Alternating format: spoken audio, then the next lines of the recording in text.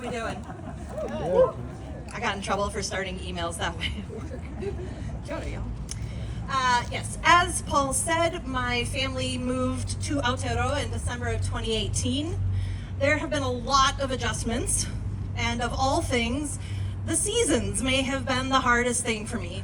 I have not worn a winter coat in 8 years now, and I still look at some of the steep driveways here in Auckland and think, nobody's getting up that till spring, before I remember that I left the snow and ice back in Minnesota. This time of year, they're having what we call a false spring. It's supposed to hit a high of 57 degrees Fahrenheit on Saturday, which is pretty close to the exact opposite temperature from when tens of thousands of my neighbors marched in protest against ice last December. We do not pack up our shovels on a day like that, though. We know better. Our hometown hero, Prince, even has a song called Sometimes It Snows in April. The other kind of ice isn't finished with Minnesota yet either. Sure, they sent the cruel and cowardly Greg Bovino packing. Woo! And Christy Nome is no more. But you need to know, my friends are telling me, what you need to know right now is that ice is still there. They're still abducting people in broad daylight from restaurants and construction sites and schools. They're holding them in the Whipple Detention Center, which sits on stolen, sacred Dakota land. And if they're not shipped to deadly hellholes like Dilley, Texas, they're released in the middle of the night without so much as a jacket.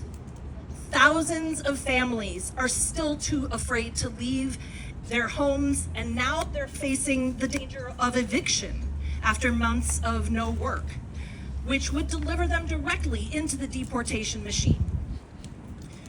While the threat is still very much present in Minnesota, so is the system of resistance and resilience that is winning the war against this fascist occupation.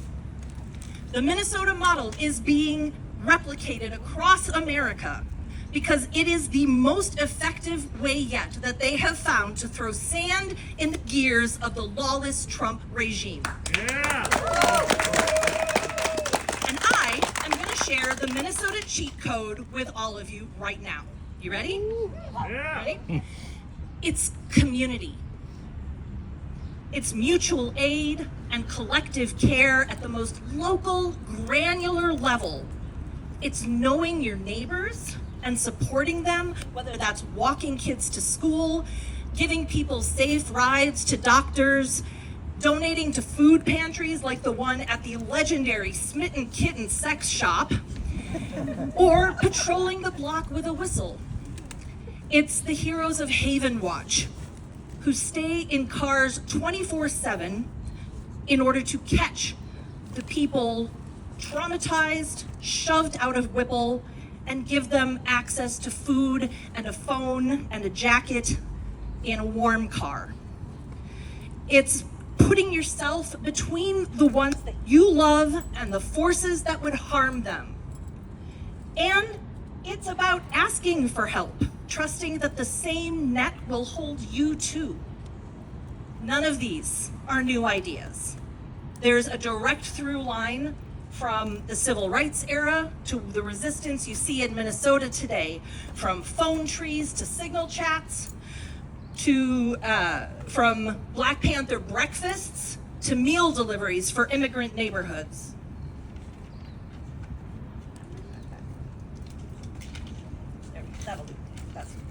The idea of community absolutely baffles the kleptocrats in charge. And that's why they have no defense against it. They cannot conceive of generosity instead of quid pro quo. They labeled Renee Good and Alex Preddy as domestic terrorists because they're terrified by the idea of people who would risk their very lives for a stranger. The Minnesota model proves their worst nightmare. The true power of the people is greater than the people in power every single time.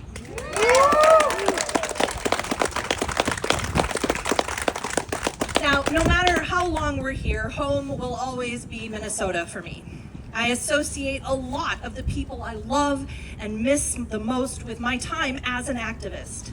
I was interwoven into that net of community, all of us looking out for one another. And moving away felt like abandoning the net entirely. When I told a good friend in the movement that I felt like I was leaving my post before the fight was over, she had this to say: "Things are probably going to get worse, and folks are gonna need safe places to bug out with safe people to catch them. You're not leaving, you're going to establish a lighthouse." Her words gave me some peace and a way to be useful even at a distance. The thing about lighthouses, though, is that they're stationary, fixed in place. As writer Anne Lamott says, lighthouses don't go running all over an island looking for boats to save. They just stand there shining. As hopeful and helpful as they are, they can't actually rescue anyone directly. Watching those friends I love and so many others fight for the soul of our home is heart-wrenching. I feel like my chest could crack open with how hard I wish I could be there shoulder to shoulder with them. But all I can do is stand ready and shine as hard as I can. Today, that's what we're all doing.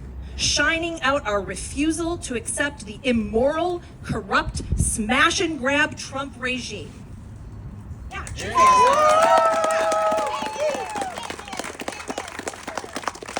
Minnesota has changed the game. They are showing us how to resist reckless violence at home and abroad with love and joy.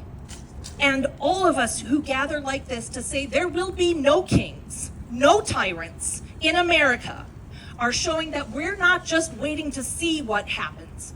We're going to be what happens. Thank you.